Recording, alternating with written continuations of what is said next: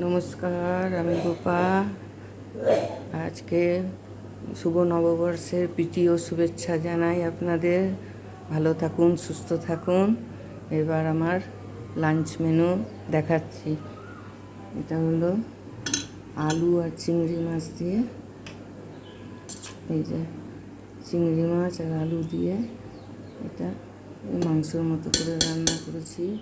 হ্যাঁ, আচ্ছা, এটা হলো একটু মাছের তেল ছিল, ওই পেঁয়াজ আলু দিয়ে ভেজে দিয়েছি মাছের তেলটা। আর এইটা হলো আপনার দই কাতলা।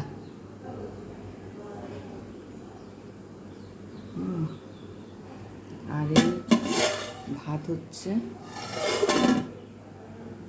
লাইক করবেন, শেয়ার করবেন, কমেন্ট করবেন, সাবস্ক্রাইবও করবেন, পছন্দ হলে জানাবেন। আজ তাহলে এই পর্যন্ত।